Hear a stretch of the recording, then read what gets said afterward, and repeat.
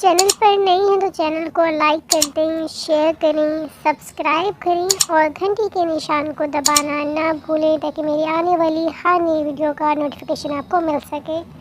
پیارے بچوں، آج کی کہانی ہے چڑیا اور تتلی۔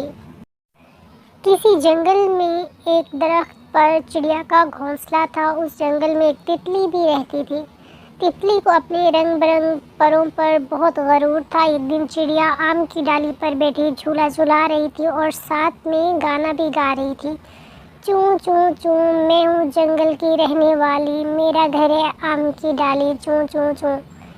تتلی نے چڑیا کا گانا سن کر کہا، ارے چڑیا بھی، بس آواز ہی آواز ہے تمہاری، مجھے دیکھو کتنی اچھی شکل ہے میری، کہاں میرے نیلے اور سنہری پر اور کہاں تمہاری بھوری رنگت۔ چڑیا بولی، مجھے اللہ تعالیٰ نے جیسا بنایا ہے اس کا لاکھ لاکھ شکر ہے۔ درخت کے نیچے ایک بلی بیٹھی ہوئی تھی۔ چڑیا اور تتلی کی باتیں سن کر اس کے کان کھڑے ہو گئے۔ چڑیا نے بلی سے کہا کہ میری آواز زیادہ خوبصورت ہے یا تتلی کی شکل؟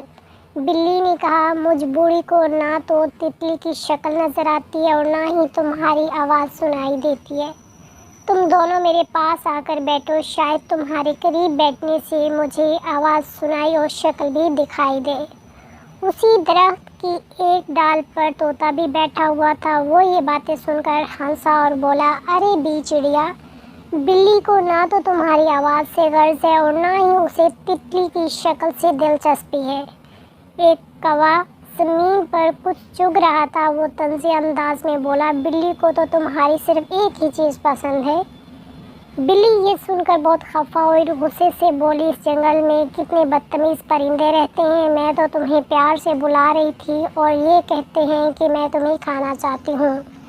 بلی کی بات سن کر طوطا اور کوا بہت ہنسے۔ ابھی کوا اور طوطا دونوں باتیں کر ہی رہے تھے کہ بلی نے موقع پا کر ساتھ بیٹھی تتلی پر جھپٹا مارا اور اسے کھانے کی کوشش کی، لیکن اس دوران چڑیا نے فوراً اڑ کر بلی کی آنکھوں پر پنجہ مارا اور تتلی کو بولی، پیاری تتلی اڑ جاؤ۔